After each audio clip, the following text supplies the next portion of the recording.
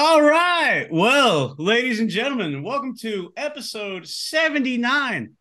Damn, of your show. That's right. It's the Kickout Crew. I want to thank everybody for last week's episode. I want to thank Matt for joining us. Matt M, good personal friend of mine, and fellow wrestling fan to all of us. And hope you guys enjoyed that interview. Uh, or interview, whatever. You get what I'm saying. But yeah, I want to thank Matt M for joining last week, and hope everybody enjoyed that. Thank you for the listener questions. We always appreciate those. And where can you send those listener questions? Well, it is at all of our socials, and guess what? It's at Kickout Crew. Because why make it difficult? It's your show. That being said, want to thank everybody for their Premier Streaming Network subscriptions. And here's the thing: if you sign up for Premier and you watch us, and you can prove it, may have something a little extra for you. So stay tuned. You can hit those on the social too. That being said, I've rambled enough. Shout out, welcome everybody to the episode, and hey, let's get this going. So, Devyn, what you got for us to start off with for some reason? Hey, real quick before Devyn jumps in, Go I for it. know that I had announced Brandon Williams, but he had something come up and we couldn't get him for this week, so we had to call an audible. So anybody that was looking forward to that, I apologize, but I will get back with him and have him on in the future. And I buried the lead. I'm glad you reminded me. This is a spooky episode of your show. It's the Kickout Crew Halloween something. So, like I said twice now, I've said too much. Devyn, take it away. So, since all of us were tricked with this new outline, I'll start us off with a Devyn's demographic. This is not a This treat. Saturday, it is October 28th, is going to be NWA's Main pay-per-view, or the World Heavyweight Champion EC3 is going to be defending his title against Tom Latimer, who finally looks to get the chance to take on EC3 for that title. We got a bunch of other championship matches, including Kenzie Page defending against Ruthie J.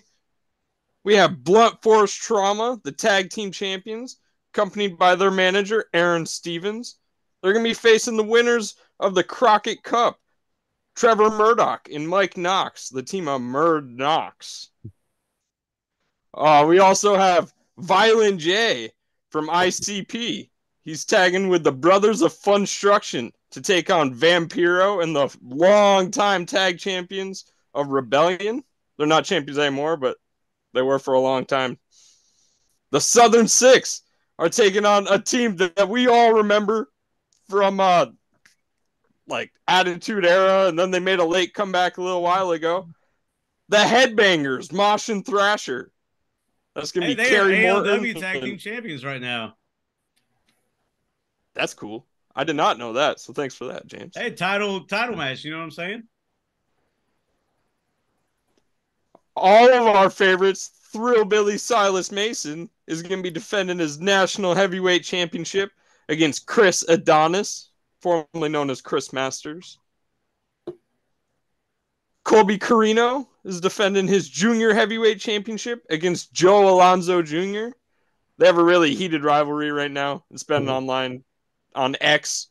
Pretty bad. They've been going at it.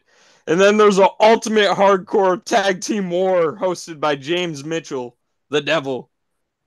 I think it's going to be awesome. I'm excited for this pay-per-view, guys. So I think you should tune in. It's going to be on Fight. What was that, Mike? I said it sounds like it. It's packed. It's packed with a bunch of matches. It's kind of reminded me of like an old school Halloween theme with the name Main, and hosted the entire pay-per-view hosted by James Mitchell. So that'd be fun. Make sure you tune in. What about the other news about NWA? Well, they announced that they have signed a TV deal. They haven't announced who it was with yet. CW. So it will be exciting. Oh. It's with the CW. There we go. And if the CW executives are listening, and I know they are, if you need footage of some of these people being autographed, yeah, look no further than your show.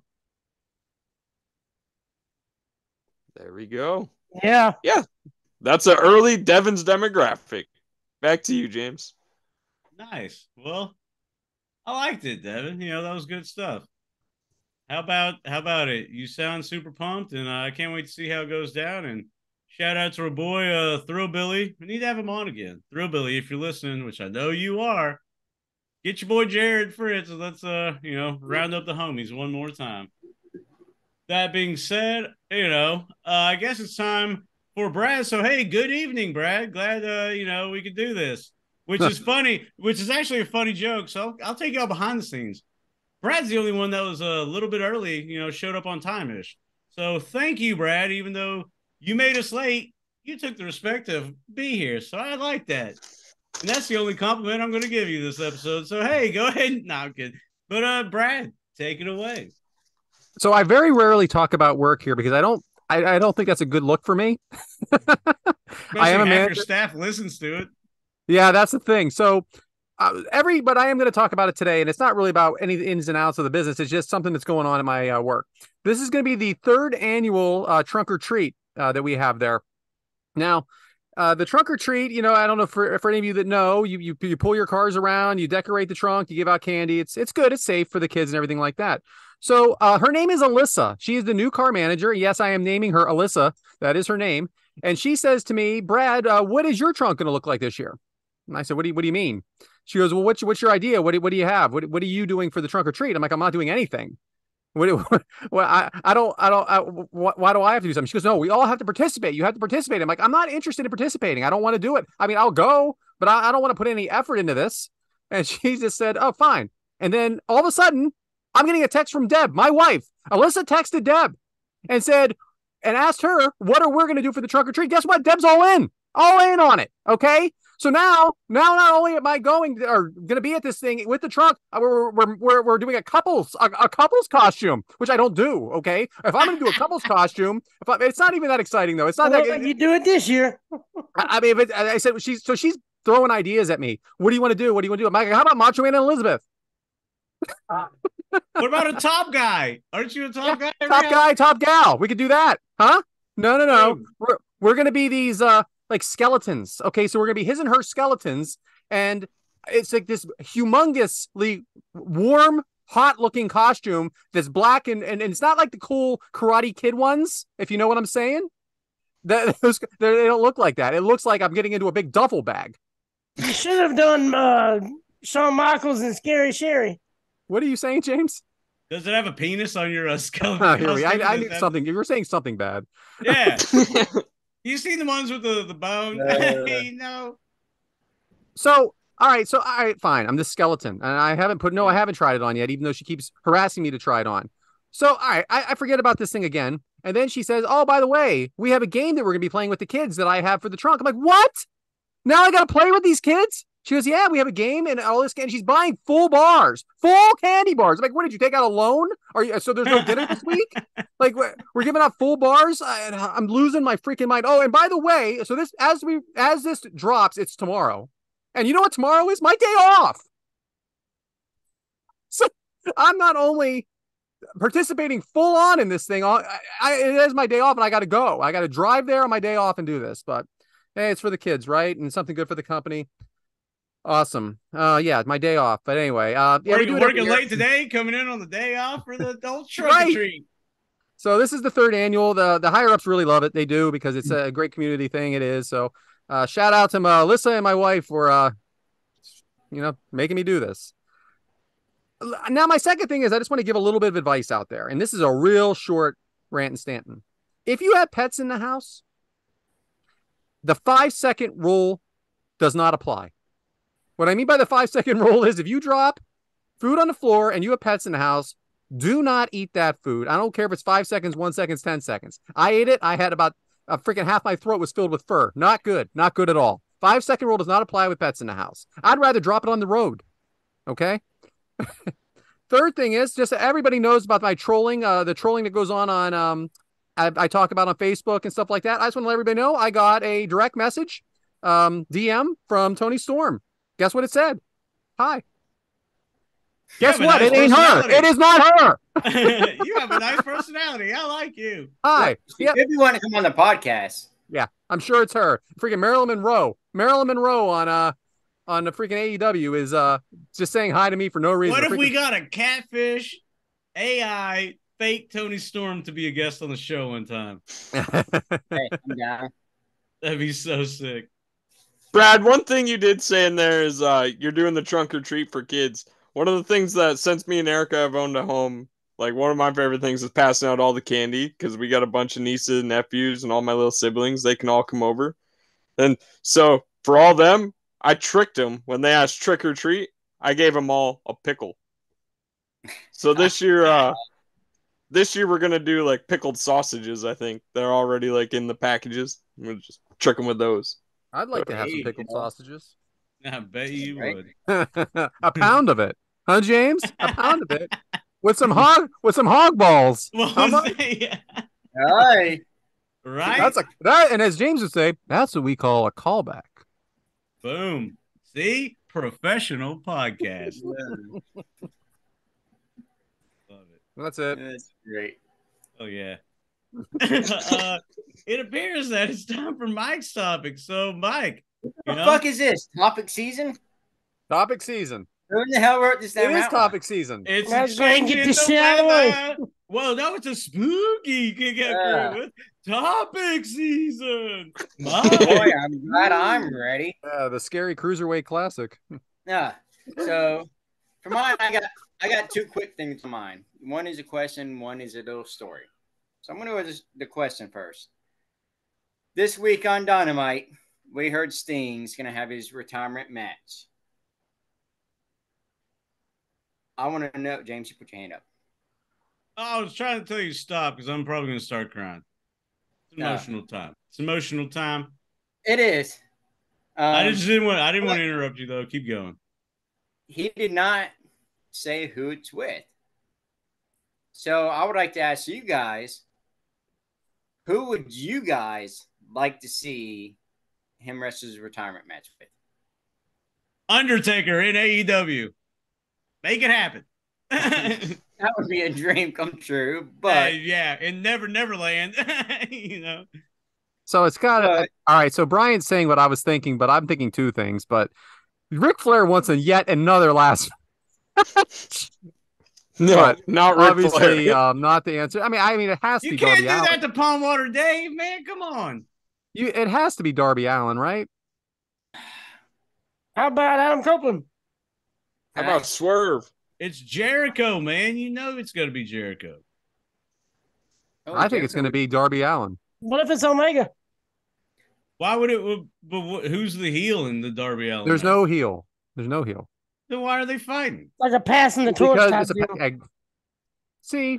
see, Wait, Adam. didn't he already That's do why that? you're the referee. No. Passing the torch matches You're right, is they like never addressed. That it's was not him. like, hey, we're friends.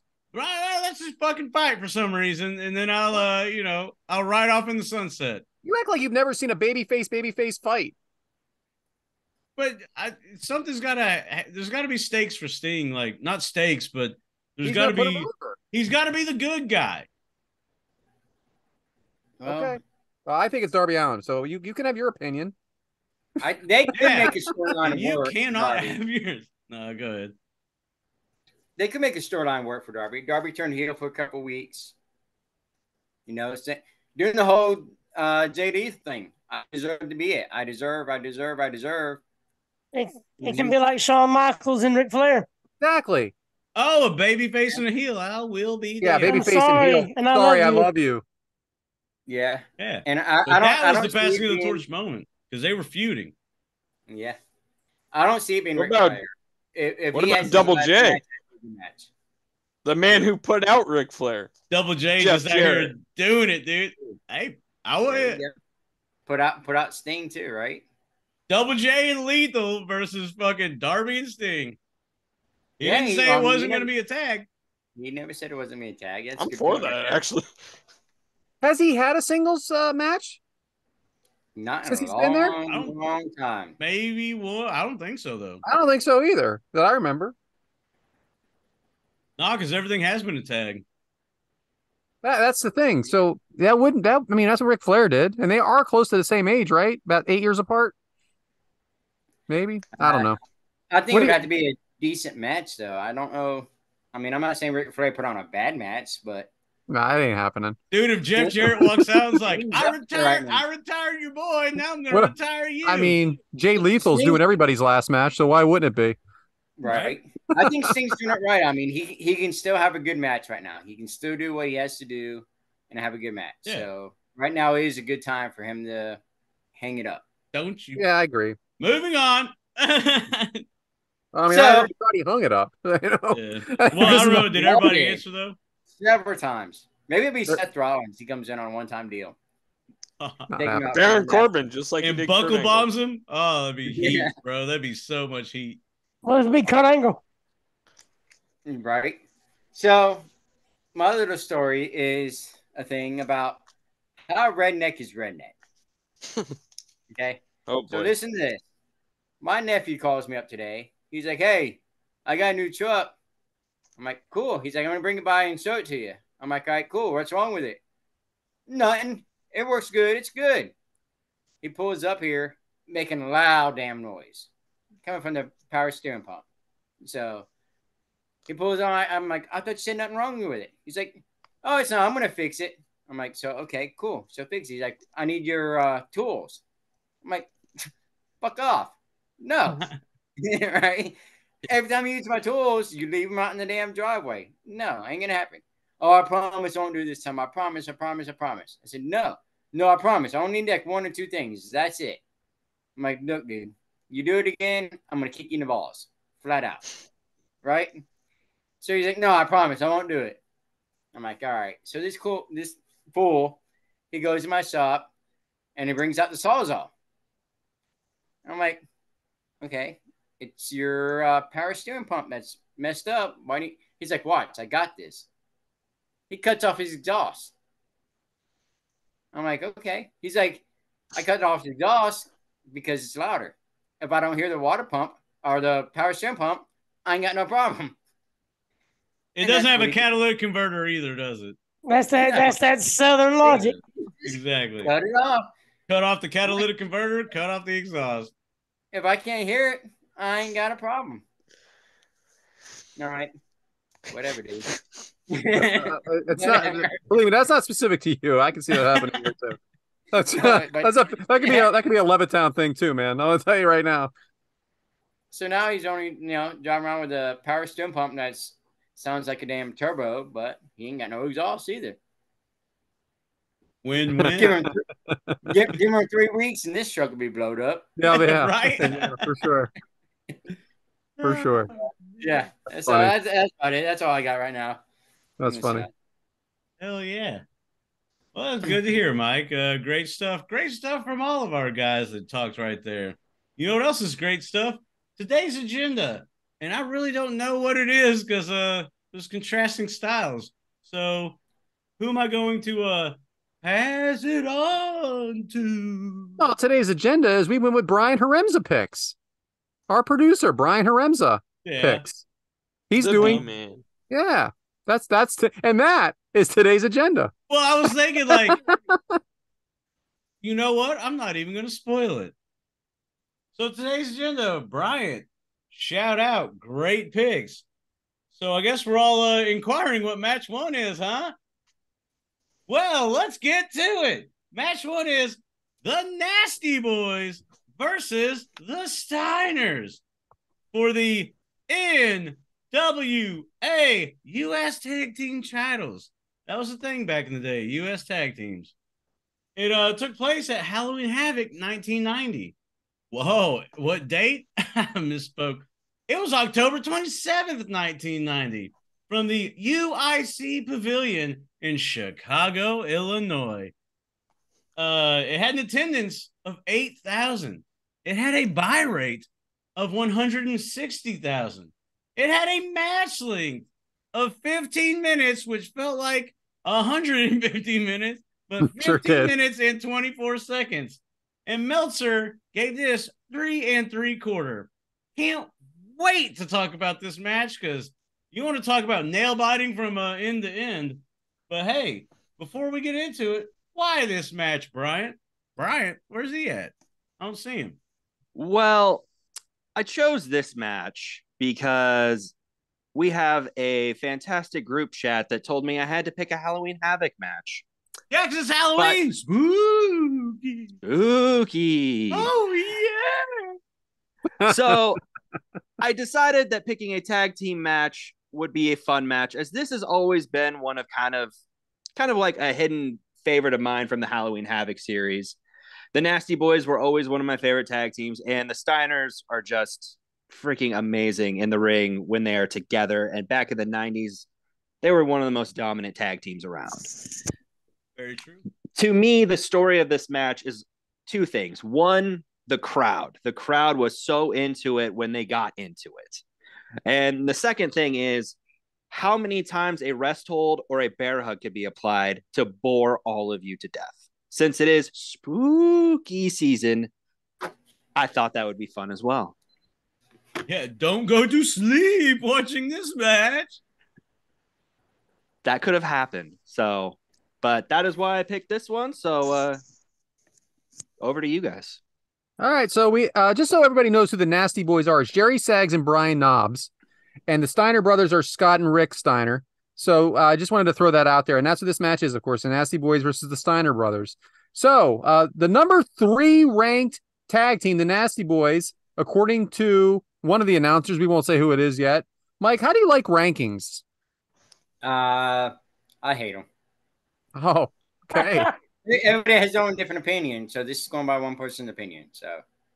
So when you have 10 undefeated football teams in college football, whose opinion's that? Yours. Or your opinion only. I know what you were trying to do there. Well, Georgia's always won. I mean, right, and Alabama's always 2. No matter how good they are or not, they are. I mean, we are going for the 3 times. Alabama's not even in the top 10 right now. Yeah, they're 11. They'll be there. Anyway, by the time this airs, it could be 10, by the way. Where they're at right now. So then we have the Steiner brothers entrance. Anyone more legit, like tough guys in this, Adam? No, especially Scott Steiner. I mean, Rick had that, down and dirty, I'll wrestle you to the ground. But Scott Steiner was like the modern or the early day suplex machine before Brock Lesnar even thought about doing it. Yeah, for sure. James, so I danced around a little bit, but who are the announcers? Well, I'm glad you asked, Brad, because it's kind of funny how this, transitions. It's Jim Ross and Paul E. Dangerously. But moving forward, I mean, how many times, because they would reunite on the announced team again in WWE. So I kind of think that's cool. Yeah, Jim Ross sounds different. Paul E., his high-pitched stuff isn't picked up on this audio as well, because when they were in WWE, Jim Ross is a little more southern and Paul E. is a little more loud and boisterous. So it's kind of cool to see like the full circle of them together as a commentary team. I like the way you said that. It's like a little bit country and a little bit rock and roll, huh? Who's Jim Ross supposed to be dressed up as? Al Capone. Yeah, he's a mobster. I have no idea if that's true. That was a good guess. I thought it was real. Like, I'll be damned. That could be. I don't know. What's Paulie Dangerously supposed to be? All right. So quick chaos, Devyn. Does it get you pumped up for this match or what? Oh yeah, it definitely got me pumped up. So James was like talking about how it was kind of boring, but I was watching this entire pay-per-view, and then an hour before this match, I can tell you it was a lot more boring than this, James. So seeing both these two teams come out instantly starting it hot, it was a lot of energy. It was a lot of fun. It's amazing how you have all this time to watch all these pay-per-views, but videos, get the freaking acts here. There it is. But anyway, shout out to Shivani's Phantom of the Opera thing on this. Yeah, shout out. That was also in Devyn's notes of what we think of Tony's costume. I definitely dug it. What'd you guys think? You guys all like it? Loved it. It's something. Yeah. I'll talk to him in a couple days, and I probably won't mention it. But I wish we could go back to one of the pictures Bryant had up. It's with Rick and Scott standing beside each other. If we could do Rick Steiner And if we could like edit the picture and put Braun Breaker beside his dad, how much they resemble in this picture right here. The tights, the build. I mean, yes. it's just amazing Yeah, how that's much your they point favor. there. Definitely. I But mean, we know he's a Steiner. That's for sure. He's got the charisma like Scott. Charisma like Scott, the look of his dad. And Scott, really. And the build. And the build. And the voice. Everything has Scott. It's like he's Scott made over. So Devyn, did you like Elvira better here or on WrestleMania? Well, Elvira, it was kind of cool to see her here. She was only in like the promos leading up to the pay-per-view, but yeah, it was cool to see her. She definitely had a bigger part at WrestleMania. I will say that. All right. Fighting on the outside. Let's get to this damn match, huh? Fighting on the outside. Scott into the railing, hit with the chair. I mean, there's a chair in this early. Mike, were you confused that this was maybe a no DQ? I thought it was at first. Hit him in the back of the head. Like, yeah, I mean, it didn't seem like they were trying to hide anything, right? But the match hadn't started yet, so it's okay. And that's the things you don't realize sometimes, you know? But that's a good point, Adam. Thank you for clearing that up. Rick Steiner, belly to belly off the top rope to Sags. Crowd is going nuts. Anyway, Adam, who is the referee here this evening? Well, see, here's the thing. At first glance, it looks like Nick Patrick, but it's not. It's a guy by the name of Mike Atkins. Big Mike Atkins. I was on his diet once. Yeah, waka. James, what do you think of the look of this ring with the red? Actually, me and a buddy were watching it earlier, and the red ring, terrible. But I was like, do you think it's to cover blood and just everybody gets staph, or because I don't think the red ring mat looks like shit. I think that's just Well, at least it'll hide the blood. My opinion, but yeah, I think it looks terrible. I knew you'd notice. That's all. Oh yeah, awful. So, Devyn, this is for the United States Tag Team Championships, which isn't the main championships. Do we still have the United States Tag Team Champions today? We do. We do have the United States Tag Team Champions, and that is Talos and so disappointing. So disappointing. We ain't gonna be on network TV on the CW do shit like this. Any former U.S. Tag Champions you'd like to mention? Oh yeah, we had them on here. We had one half of them, Anthony Andrews, and we had what was the other one? Help me out, guys. AJ Kazana. AJ Kazana. Under the show, AJ Kazana. You know what? Anyway, you ask me questions I don't write down. It flusters me. I'm not ready for it. Why would you know anything about the NWA that you freaking stewed for 15 minutes before the show started, at the beginning of the show? Why would you remember that? The U.S. tag titles are the one title defendant that I didn't write down to. So. Well, at least it's and funny. He talks about it every day in text message. Scott Steiner drops Knobs in the middle of the ring. Bulldog off the top from Rick to Knobs. Chair to Scott. Scott kicked out. Chair to Scott. Scott kicked out. Chair. Okay. Side slam by Knobs to Scott Steiner. Mike, this is a car crash, right? It's going all over the place. There's way too much going on. Way too much going on. And I'll get more into that too. Power slam by Knobs. Knee drop by Sags to Scott. Oh, wait, real quick. When he did what would they be called? Was it the Steiner line? They say it 20 times. But he said that's the first time it's ever been done. Okay. That's wrestling. Yeah, I thought you were talking about the Bulldog. I was going to say the Steiner line. If they have a name for it, how's it the first time it's been done? Yeah, they did the Steiner line. That's off the ropes, so that was the Bulldog from the top. Yeah. Yeah, that's what I'm talking about, the Bulldog. Oh, okay. Adam, and isn't that not the move that paralyzed Buff Bagwell? Moving on. Adam, can the referee get some control here? No, and I mean you can clearly see that he didn't see the chair from this picture we're looking at. If you're with us on the Premier Streaming Network, that you can see the referee has a clear well, not a clear shot, but the chair's in his peripheral. I mean, this match just made this referee look terrible, like it's his first day on the job. Brad, I know why he kicked out. You remembered Andrews? Chair backwards. Anyway. Chair is backwards. That's why he kicked out. He didn't get a full effect. James, all right, so slam by Sags to Steiner, and now we're slowing. James, thank God this slows down a little bit, right? What? No. Okay. Thank you. Well, it would have been over, right? Thank you so much for asking me this question. How do Because I I do just heard you guys say, oh, there's too much going on, too much going on. My goodness, this felt like an hour and a half long match. It really did. It did feel There's a lot of Scott's ass and a lot of slow holds. Like Scott's ass is everywhere, and there's a slow hold. There's a bear hug. What's the over under on bear hugs on this match? There's a lot. Look at this. He did this for like if you're watching on Premier Streaming Network, yeah. There's a lot of there's so much going on. I'm glad they slowed it down. You gotta be fucking kidding me, guys. Not only did he do this, we've ever watched. And we've watched. He held his hand back for like 5 minutes before he even grabbed it. We've watched some doozies, and this is a slow match. That's all I'm saying. But hey, there's so much going on, Brad. Keep talking. Well, you already took away half of what I'm going to say.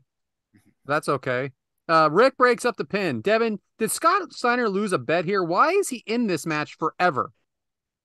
That was honestly, he's like the Billy Gunn of the New Age Outlaws. He's the one that's going in and getting his butt kicked, so the other one can make the hot tag and look awesome. Yeah. That's just their common match routine. I kind of like it. So abdomen stretch to Scott by Sags. Rick keeps distracting the ref and gives the heels the advantage. I mean, that's old school wrestling, right, Mike? Yeah. Bear hug by Sags. Scott looks like he's in pain. Does this go on too long, though, Adam? Yeah, it's way too long. It should have. This match should have been half the length. I mean, there's too much of Rick Steiner coming in, breaking stuff up, getting involved. Too much, like they're distracting the ref too much. I understand when the heel does it, but when the baby faces start doing it, it's going on way too long.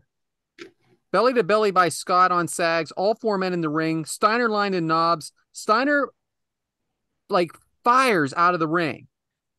Yikes. I mean, what did you think of that, James? He was like a slingshot out of the ring. Did you see that? Yeah, I mean, something fast-paced and something good. Fast-paced? It looked like he was actually slingshot. Didn't you think that was like a little excessive? Okay. Because, I mean, here's the thing, though. It's a good storytelling, as some would say. Takes time, and then, do some moves like that, maybe get some type of crowd reaction, because I will say, as much as I, make jokes about this match being slow and all that stuff, for some reason, the crowd was popping in some of these slow matches. Popping. They love these guys. They love them. Well, we all love the Steiners, for sure. And that's what sometimes the match doesn't matter if the wrestlers are over, and we're looking at something from 30 years ago. I'm just saying, I guess I'll break it down this way. When I see Nasty Boys versus Steiners on paper, I'm thinking, damn, this is probably going to be a good match.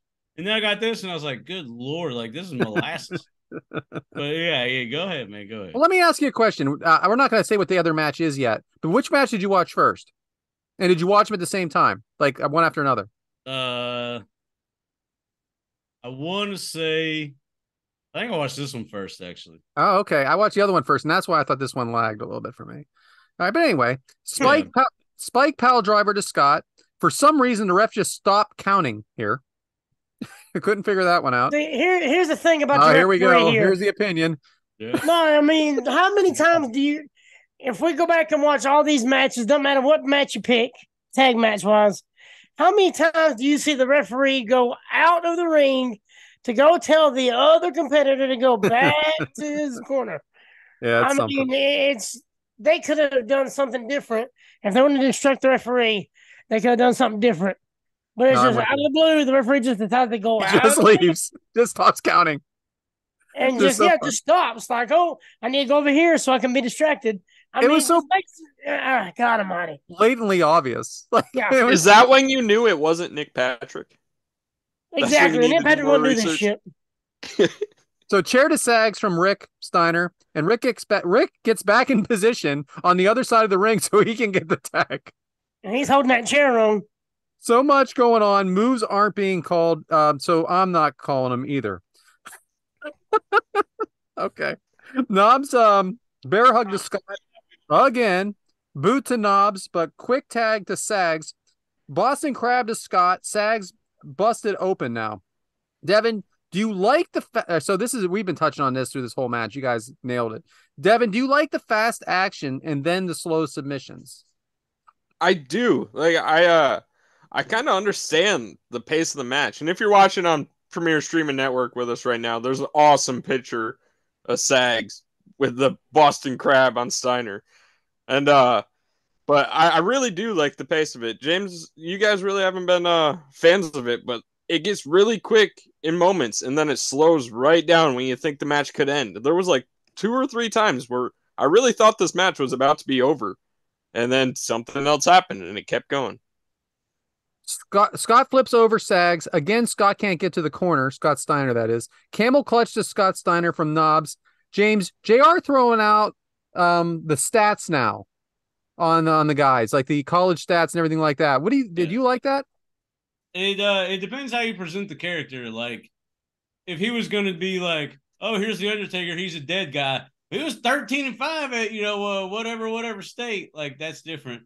But if you can kind of relate it to the character that the person's portraying, I'm not against it. I mean, he doesn't use it as a crutch either. He just mentions it. Like, if you mention it in passing to where it's not the main point of your statement, but you can drop that fact in there that subconsciously makes people respect them more, I'm for it. But if you just hammer it down like, oh, he was a basketball player in college, Paul White, like, it's stupid.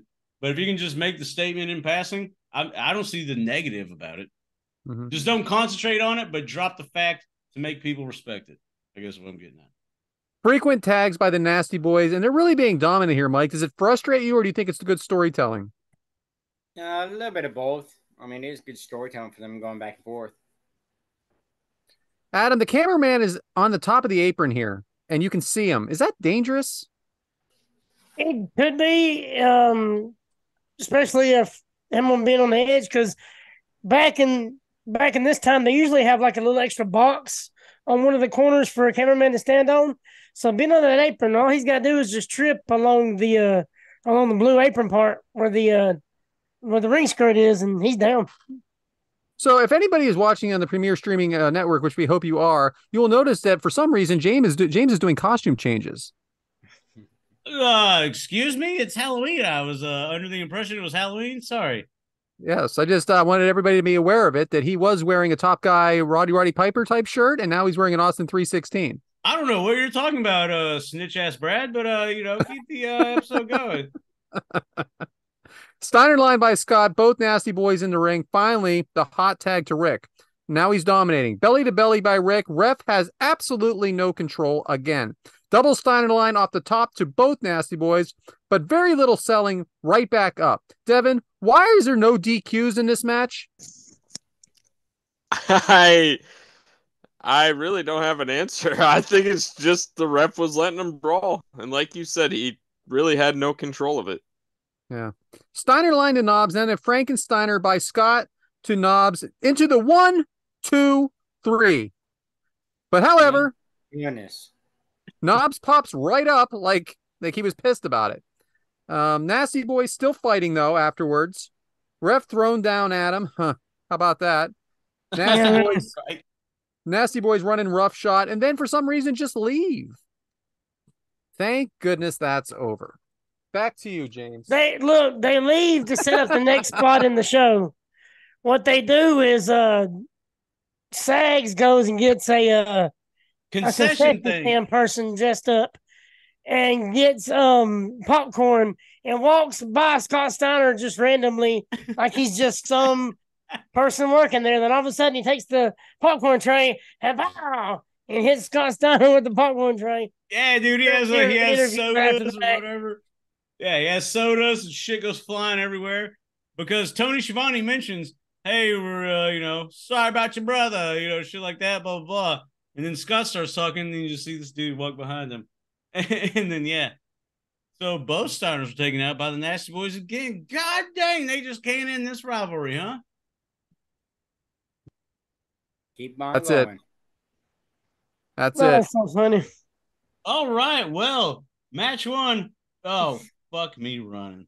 This is why you did it, huh? This I is don't know what you mean. What do you mean? Oh, well, it looks like up next is me. So the spirit of Mischief Night. And before I get going, I had a completely different thing. I didn't realize it was coming up this fast. And that's what she said. But I don't know, man. The Mischief Night. Well, here's the funny thing. Ain't it funny how the night moves when you just don't have as much to lose?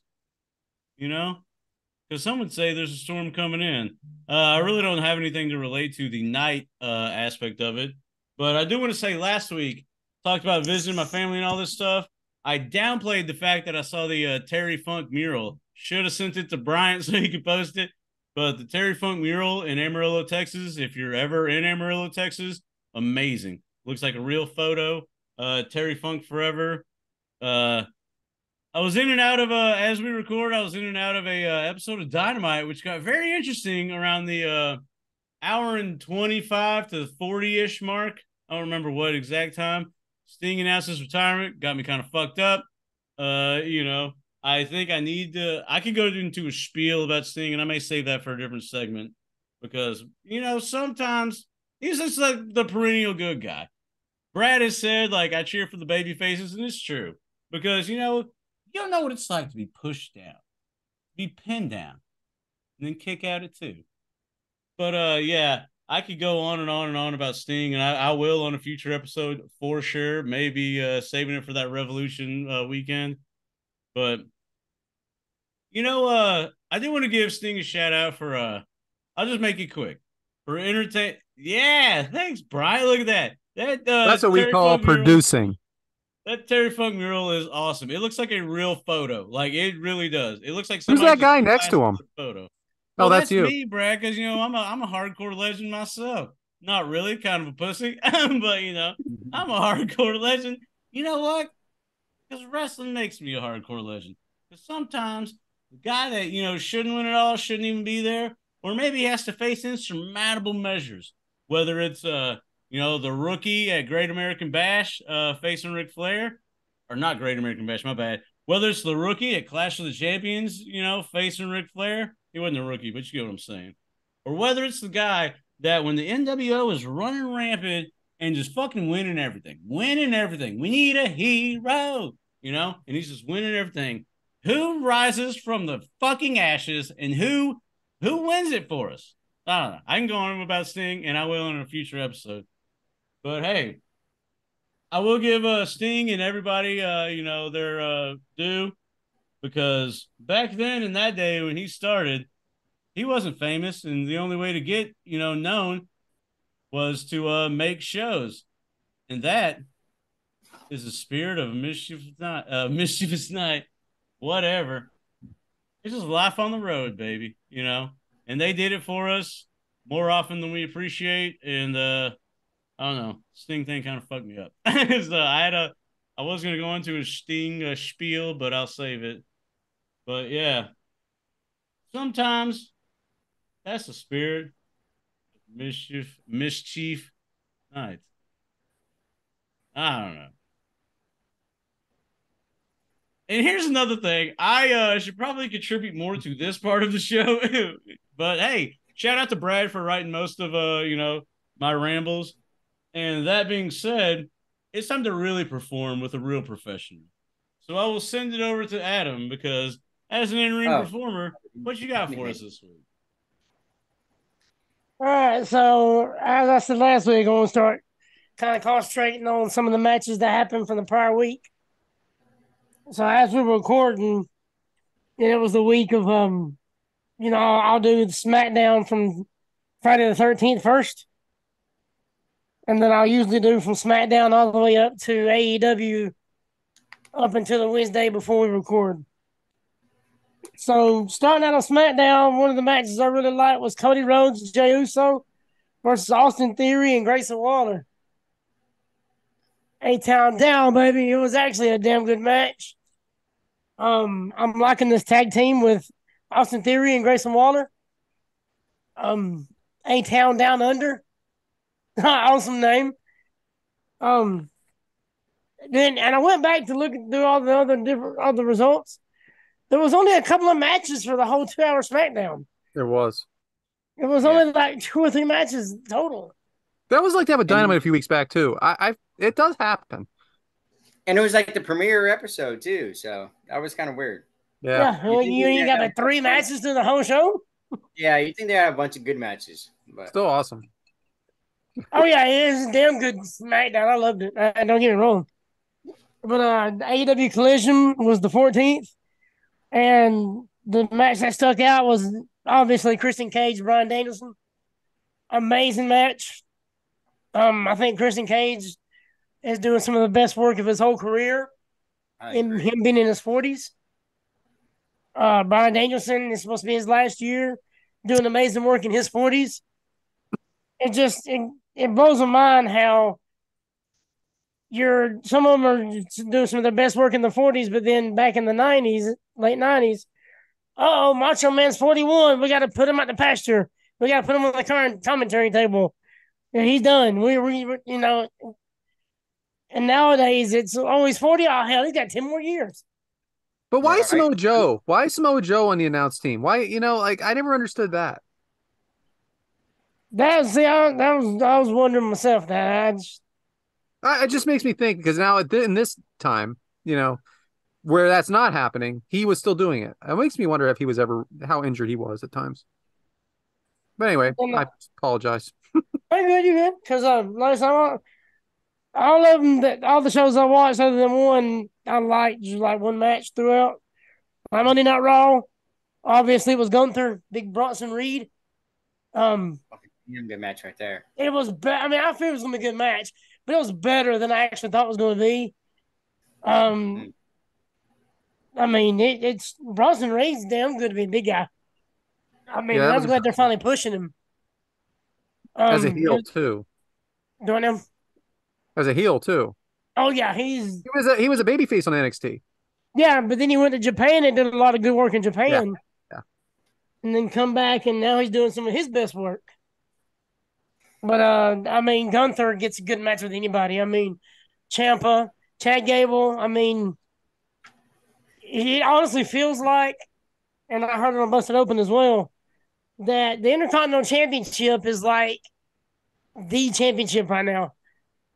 It's the one that's getting the most viewing time. It's getting defended the most. It has the best matches. I understand Seth Rollins is doing what he's doing, but I think the Intercontinental Championship means more now than it has meant probably since The Rock and Stone Cold and everybody held it. I wanted to ask you, Adam, because you're probably the one who would know, is the last one-on-one match Gunther lost to Ilya Dragunov? Yeah, I believe so. It was. That's what, 2 years ago? Yeah, in NXT. It was the UK Championship. Yeah, well, there's not even a UK Championship anymore. Yeah. That's what I mean, a long time ago. And then shout out to Ilya Dragunov, man, NXT champion. I can't wait to see what he's got coming up. Matter of fact, the next night on 10/17 NXT, I like the triple threat at the end of the show. It's supposed to be a 4-way, but somebody whooped that trick and beat him in the backstage. So somebody literally whooped that trick out of the match. So it was Dijak, Baron Corbin, and Carmelo Hayes. And you give me Baron Corbin any day of the week. I'm a big Baron Corbin fan. Him and Dijak's pretty insane. I hate what he did with that crap on Monday Night Raw. So it's good to see him back on his feet in NXT. T-Bar. Yeah, I know that. Oh God. He loved it too. Man, terrible.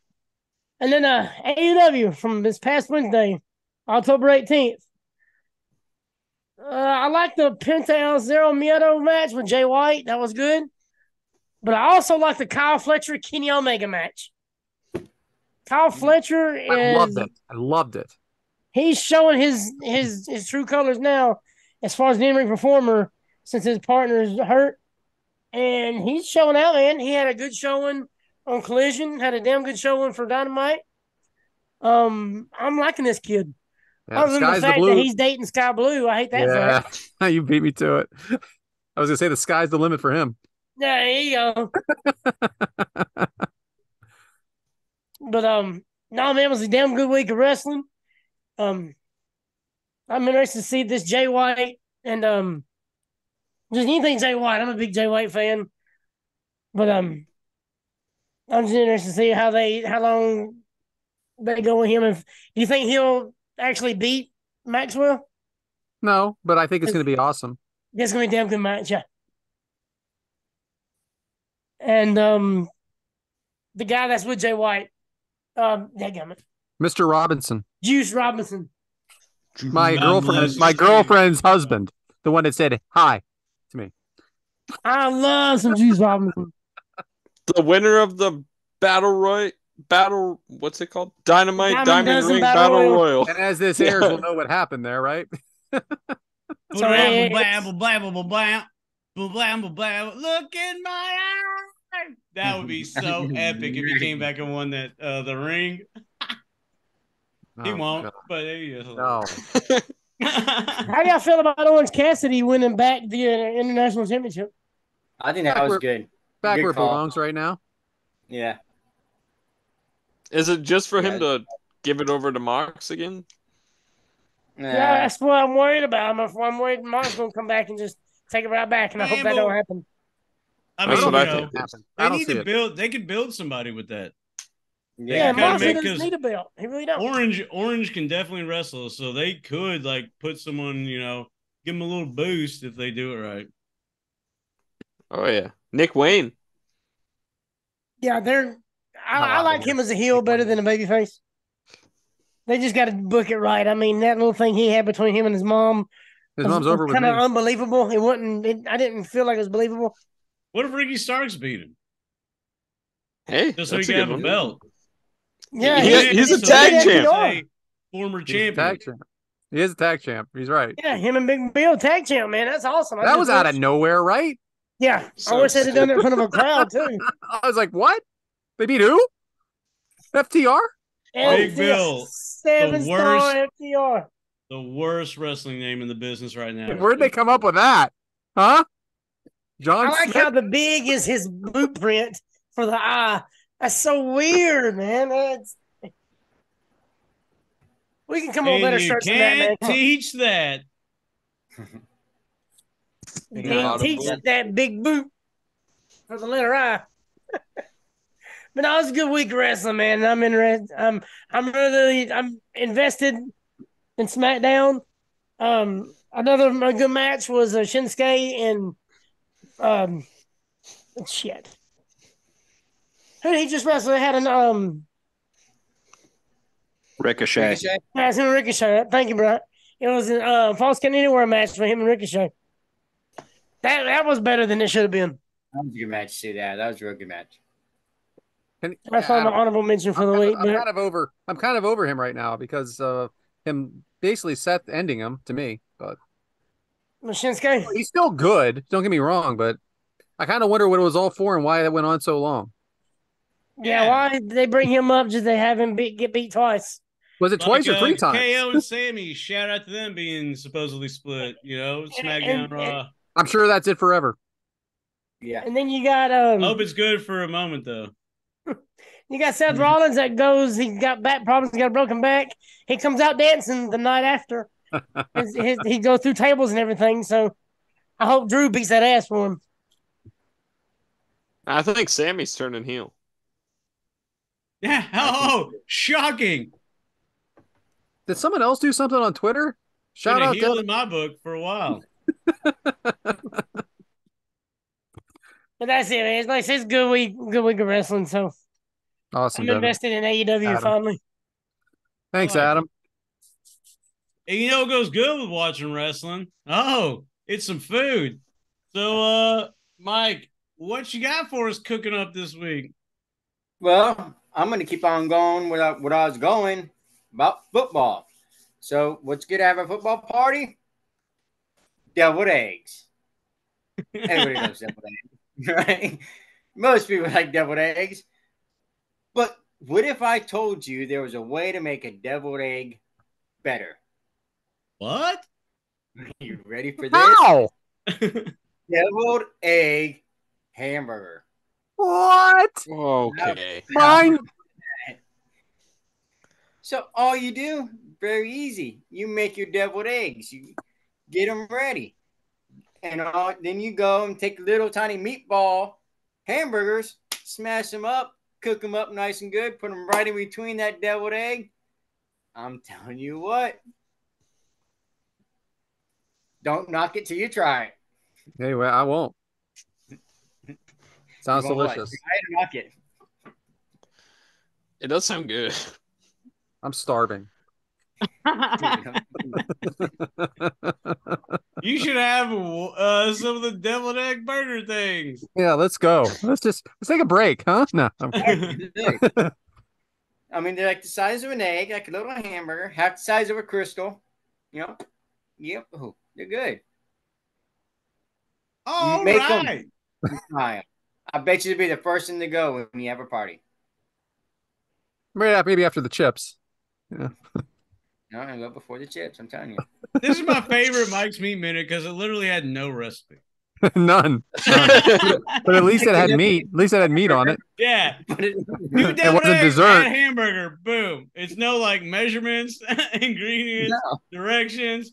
It sounds like I something. didn't measure it. I said little tiny meatball size hamburgers and cook them. I feel So like that's a drunk thing to make. Like you make that when you're drunk and say, hey, "Listen, we got the eggs, we got the burger." Or no, high, not drunk. Brad is 100% right. It was like, hey man, you got anything to cook? We're watching football. Got these deviled eggs and hamburgers. And then you try it. Hey, you know what makes your deviled egg better? Fucking hamburger meat, huh? I'm telling you. Just wait. Hit us on Twitter when you try it. Let me know what you think. You know, I was in college once, and I remember these. I had let's just say the munchies, and I remember dipping Rice Krispie treats in yogurt. So I get it, man. I get it. Sure, Devyn does that here and there. Go ahead. I've made a bunch of random things like that before, so. I mean, I'm not trashing the whole idea. I just think it's funny that there's literally like, take 1 pound of ground meat, you know, like sprinkle this, just like, hey, deviled eggs hamburger, boom, there you go. I got one for you. This was my college specialty. It's not Devyn's meat. What? You open a can of Vienna sausages, cut them all up, put them in a bowl, open a can of tuna fish, drain it, put it in the bowl, toss some shredded cheese and some mayonnaise in there. Mix all that up. You got 2 or 3 sandwiches. That was my college lunch. Not anymore. I guarantee you, all the time. I guarantee you I haven't done that in like 6 years, probably. You cut up 7 Vienna years. sausages and doing it? Like, there's no way Devyn had eyes during that. His eyes were like, gone. it's so good. He didn't even know what he was eating. He didn't know what he was real. eating. What in the fly? Vienna, I thought you were going to make lunch. a joke about open a can of Vienna sausages and throw them in the trash. Like. I just thought you were talking about small penises. Hey, easy now. Easy now. And that's what Mike Meat made. People get fed off of Vienna sausages, Brad. Oh, I love Vienna sausages. Me too. I bet. And liverwurst. That Ron Drake stuff. Oh, yeah. All right, moving on. Moving on. Yeah, right. It's like right, drinking hot dog water type shit right now. Well, you know what is not that way. So, we're talking about the worst of the worst, and now, boy, howdy, get ready for one of the best of the best. Are we ready for match number 2? Because I think we are, and it is a motherfucking doozy. And it's not Halloween related because I guess everybody just shits on, being timely on your show. But, hey, what is the second match? Well, it is Kota Ibushi versus TJ Alexander from it is a Cruiserweight. TJ Perkins. Oh, my bad. I wrote the wrong. Yeah, it is. You're thinking Cedric Alexander, wouldn't you? Well, not clipping that out. I'll own it. It is Kota Ibushi versus TJ Perkins. It is a Cruiserweight Classic semifinal match from, you guessed it, the Cruiserweight Classic. This one aired live. Remember when we covered one in the archives? It was taped and then aired? No. This one aired live. When? Oh, it was September 14th, 2016 from Full Sail Live in Winter Park, Florida. It had an attendance of 400 because it was kind of a private thing. Don't shit on that number. It's just a TV deal. It had a match length of 14 minutes and 50 seconds. And guess what? Dave Meltzer gave this one 4.5 stars. Dave Meltzer liked a lot of these matches. So, I'm not saying they're bad. I'm just saying Dave Meltzer rated a lot of these 4.5. But his cup of tea. Right. But anyway, hey, Bryant, from wherever you're calling in from, what, ham? You ham radioing like Bobby F5G2X's you got? Yeah, whatever. Shout out, Bobby. But hey, Bryant, why this match? I don't have a cool ham radio sign like Bobby does, but shout out Bobby. Shout out Bobby. Shout out. Shout out Bobby. So shout out Bobby. I just want to shout him out. There we go. Shout out Bobby. I watched the Cruiserweight Classic live as it happened, and I thought it was a revolutionary tournament. I watched a lot of these guys on the indies, so it was cool to see a lot of them get the mainstream publicity from this. I picked this match because Kota Ibushi, I thought, had one of the better runs through the tournament. He was the preeminent favorite. But TJ Perkins, who had been around for so long, was getting the push, was the underdog, had gone through big name after big name to get to this moment. And everyone thought this is where the run ends. This is how it goes. And TJ Perkins put on an amazing match with Kota Ibushi. I'm not going to spoil the finish. Yeah. I'll let you guys talk about it, but let me spoil it, pal. I just thought the match was fantastic. And I mean, the whole tournament was great, but this was just a great cap to an already good tournament. Fantastic. So let's get into it. Adam, any reason to think Ibushi would be the favorite to win it all? Yeah, because he's like I can't remember how long they said he'd been wrestling, I think 12, 15 years, something like that. But he's just a highly decorated champion from Japan, and I think he was just the whole favorite from the very beginning. We have a TJ Perkins entrance. Devyn, tell me about TJP and what masked wrestler he has portrayed. So TJP, he's been all over the world. And one of my favorite roles that he's done when he was in Impact Wrestling, he was one of those guys that played Suicide, right, under that Suicide mask.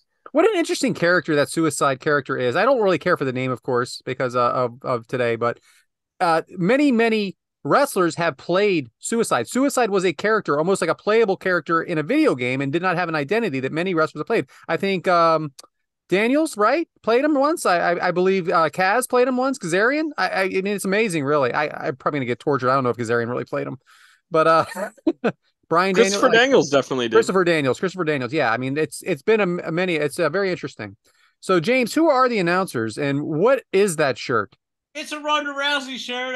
It's inspired by a certain nation that's being represented, in this match. Nation of Domination? Is it Laundry Day tomorrow? Oh, boy. The washer and dryer at my place are still broke, Brad, so that's a funny joke. Well, that's a good thing you're wearing every shirt tonight then, huh? It's Halloween, man. I thought we were wearing costumes. You dickheads didn't, so... I'm going as a middle-aged man. Well, can I House of the Me Rising too. Sun to these announcers? Go ahead.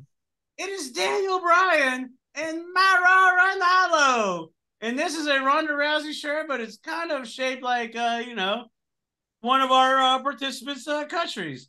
And I would like to also point out that I'm glad you asked me this, Brad. Gonna go on a little thing here. Japan and the Philippines are pretty close to each other. So that's cool that, Japanese guy and a Philippine, person are fighting each other. That's pretty awesome in the Cruiserweight Classic in America.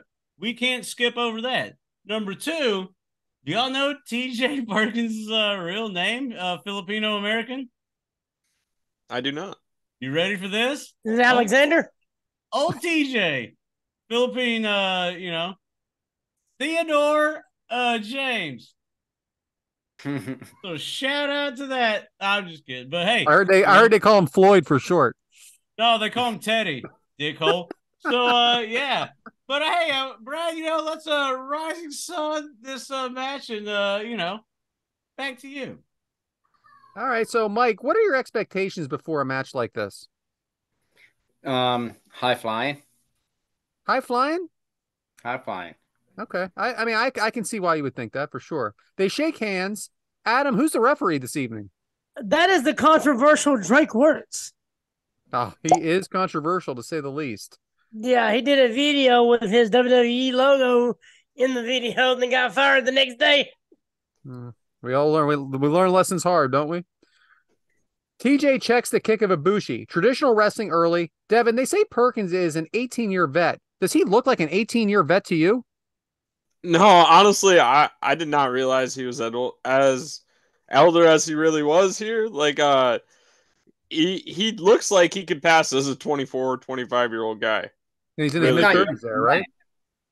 Yeah, he's like 36, 37 here. Yeah, pretty amazing. So, split crowd. James, have you ever been in a crowd that was split in the beginning and then one side went towards one wrestler after they switched, like the other half switched as well? I have been some of those. Sorry, Brad. I don't want to duck the question, but I'm going to goose along on this one. I have been in a crowd like that, and I would say that All Out, when you remember Keith Lee, Swerve Strickland were a tag team, the Acclaim came out, and boy, that was heavily one-sided. But the Mox and CM Punk, this is when it was All Out and not Brawl Out. But I do remember that crowd being pretty heavily split. Mm-hmm. Yeah, it's really something because it does change a little bit during this match, but we'll get to that. Well, they are, yeah. Because the crowd's good. I'll talk about that, of course, but yeah, crowd's awesome in this match. Perkins plays good defense, goes to the knee bar. Ibushi escapes. Perkins beat his other opponents in a tournament with the knee bar. Mike, is that a believable submission move for you? Best. Adam, is that a believable? Right, it's very believable. I said Adam. Huh? You think so? Yeah, it's very believable if it's done right. Incredible submission move by Perkins into a lateral press. Ibushi out at 2. Kick to the sternum of Perkins. Looks real legit. Perkins going for style points in the rope again. Very athletic, but again, didn't meet anything. And Adam, I know I just went to you, but this question is for you because we talked about it last week with Black, Aleister Black and Ricochet. Have you ever done anything that had nothing to do with winning the match, but was for the crowd only as an in-ring performer? Yeah, because without the crowd, you don't have anything. They're the one that pays the bill. So you got to do stuff for the crowd as long as it ain't nothing too outlandish or too controversial. I agree. I love it. Missile dropkick by Ibushi. Big reaction from the announcers, James. How much did that crowd add to that? I think the crowd, this is going to sound weird, but especially in a moment like this, the crowd, I think, was adding more than the announcers were. Not saying that this was bad announcing, but I think you kind of let the crowd bleed, and then announce some stuff. They let them talk because here's the deal. It's only 400 people. Not a lot of people know these people, mainstream wise or whatever. So if you see the reaction from the crowd, then that legitimizes the viewer at home, oh, these guys must be really good. So I kind of think it's a good thing to let the crowd go, and they did a good job at that. Kick to the ass of Ibushi. Hits hard on the floor. Devyn, what's the difference between this style and a spot fest? So the difference is this one actually has story. They're trying to build TJP. You can tell he's going after the legs. He's really trying to go after that knee bar. Where Kota, he kind of just seems like he is going for that big spot, that one big move that can just finish off TJP right now. Let's get this over with.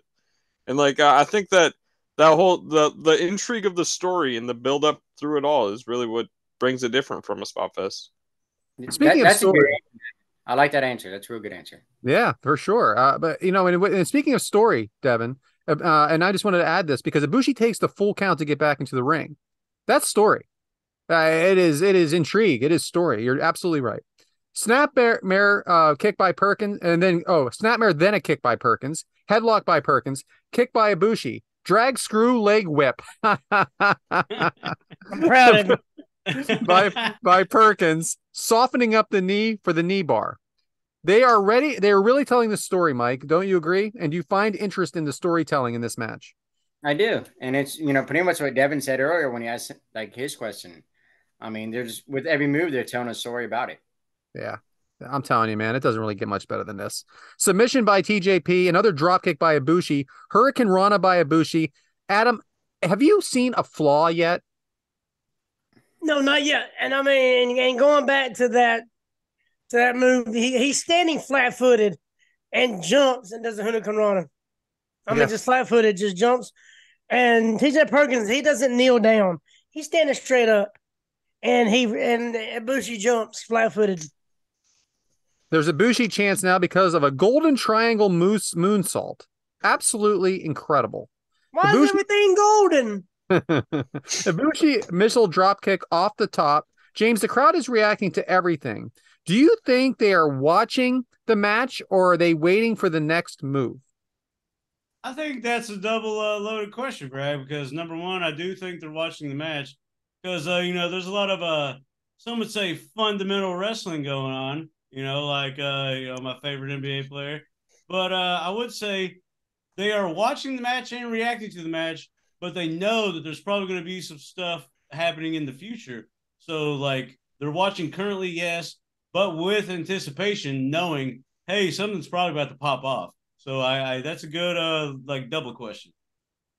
Hey, so how funny is it right here if you're watching with us on Premier Streaming Network? Yeah, no, I'm tired of putting them. I know you're chewing. I got it. Yeah, I got beef jerky. Go Spurs. No man's land. But if you look on this picture here, you see TJ Perkins, you see Kota Ibushi, and at the very bottom it says trending now, Metalik. What does that got to do with anything in this match? Because the match before, Metalik and somebody put but on a banger. You'd think it would happen during their match, but not during TJ Perkins Kota Ibushi's match. I know Metalik is like a finalist they got to go up against next, but it was just kind of random they do that instead of saying, oh, okay. Hey, listen, they can't help what's trending. Yeah, but they didn't have to. It's like SmackDown or Cruiserweight Classic or the current. I something. get what Adam's trying to say. The winner of this face is Grand Metalik. So yeah, but he's nowhere on there. So if you just turned on, you're like, yeah, what's going on here? I don't see Metalik. So I saw the trending Kota or trending Teddy J. Or I saw the original footage or something like that. This is edited footage, and the original footage had Metalik watching from the back. Ah, that isn't true at all. Oh, I thought that was a fundamental. They show him at the end, but that wouldn't have been bad. No, it's a very, very good point. Yeah. Power slam by Ibushi, moonsault by Ibushi, legs up though by Perkins into the submission. TJP called an underdog. Devyn, does he look like an underdog to you? Not right here. When he got this knee bar on, his Kota was selling and looking like he's asking for a prayer or something. He was needing all help he could get. German suplex by Ibushi. Fast action. Yes kicks by Ibushi. Yes kicks. All right. I didn't even say how he got out of the submission. How did he get out of the submission? Well, I don't know. We're just talking about it, and then just immediately, I don't know. I do my best, Devyn. I do my best, pal. You're doing good. You're doing great. Sorry. TJP selling the kicks. Mike, is he selling? Is he actually selling the kicks, or are they legit hitting him hard? Oh, I think they're hitting him, but there's some selling in there. No, TJ Perkins did this one kick where he jumps and does a spinning kick right to Ibushi's face. That one connected, and that was perfect. Beautiful kick. Ibushi picking up TJP from the outside over the ropes, trying for the German suplex. Elbows by TJP. Crazy springboard wrecking ball drop kick by Perkins. But then a Pele kick by Ibushi. Power bomb by Ibushi. Reversed into a DDT by Perkins. Adam, has one rule been broken in this entire match? What I mean by that is, have they cheated at all? Oh no! When there's a rope break, he lets it go immediately. He's in the corner. He backs out. I mean, it's. And my God, that Pele kick and then that DDT. That DDT was perfect. God, that DDT was perfect. But no rules have been broken yet. So, inverted lung blower by Perkins. Listen to Brad. Jeez. Dude, I love these guys. These announcers stuff on it is tonight, exactly bro. what I need to hear. Freaking A. I love it. No Vince McMahon here, right? Devyn, What a after that, maneuver. though, so did you think that was it, Devyn? No, I really didn't. I figured it was gonna either be the knee bar or Kota's, one of the V trigger or something like that. Big to take out TJP. So one It more was thing, a high Devyn. spot for sure. Did this bring the Cruiserweight title back to prominence this tournament? So the next night on Raw, actually, when they're crowning their champion, they do a rematch of the finals, and the same result happens, and the winner ends up being crowned a new champion. Triple H makes the announcement. Winner will be the new Cruiserweight champion. Yeah. So, all right. So TJP catches Ibushi in the knee bar. The crowd, James, with this submission. How did he catch him, though? Go ahead. It was a beautiful. I mean, this Pele kick was freaking amazing. I mean, it's beautiful. And he catches him and transitions to that knee bar. Probably better than anybody I think I've ever seen. I mean, it was amazing. James, what did you think of the crowd reaction to this submission? Well, they had their eyes, upon them all the live long day. I will say that for sure. But I do appreciate the reaction and everything because, like I said, man, they were in it. Like they were actually in this. No one really knew how it was going to go. A lot of people thought Kota, but they put on a good enough show to we're kind of cheering both guys. You know? Mm-hmm. Gold power bomb by Ibushi. TJP kicked out, and it seemed like an absolute shocker to the fans and to the announcers. Did you get that, Mike? Yeah, I did. I thought it was over right then and there. I love that you said that because that's exactly what I wrote, and I held up on it, and you said it anyway. That's my boy. That's my boy right there. This is awesome, and it absolutely is. Ibushi misses Phoenix Splash. Both men down. Wheelbarrow by Ibushi. Kick out TJP. Have you ever seen that move before, Adam? That wheelbarrow? Oh, yeah. Once or twice. I mean, it's unusual, though, right? Yeah, it's kind of like an inverted Styles Clash. Just incredible stuff here. Kick by Ibushi. TJP reverse Ibushi into the knee bar again in the middle of the ring. Has his knee into the neck into the submission as well. And Ibushi actually submits to the shock of everyone. Goosebumps moment. Absolutely incredible. I mean, Mike Rome raises the hand of TJP. This was a holy shit moment, and I freaking loved it. And if you were here, Bryant, I'd kiss you, all right? But let me ask you a question, Devyn. Who did win the Cruiserweight championship? The same person that won this match, TJ Perkins. And he'd be crowned the new Cruiserweight champion. So before we get into listener questions, if anything else they want to add or just say no, I mean, whatever the case may be, I think I want to watch this whole tournament. I agree. Yeah, you said Mike Rome had his hand up. It's straight words. Yeah. And After all the damn good move calling and everything you did amazing, you screwed up the referee's name. Where would I get that name from? Mike Rome was the announcer. Okay. It'd be funny to see. I'm like, how did I make that name up? I'm like, where'd I get that name from? I didn't just make up the name Mike Rome. Yeah, he was the announcer for the tournament. So. Just a random name. You were close. All right. Unless anybody has anything to add, I'll get right into the listener questions. I would just like to give a shout out to TJ Perkins and his wife, another wrestler, Arya Blake. They got married earlier this year, and they've had a baby in the past year. So, shout out to them. I'm a huge fan of him, just so you know. I am a big fan of his. The voice from the heavens would like to say that if you all to all the listeners out there, go back and watch the entire Cruiserweight Classic. The entire tournament is great if you have the time. I know you guys have been talking about it. If you want to cover more, there are tons more amazing matches throughout this tournament.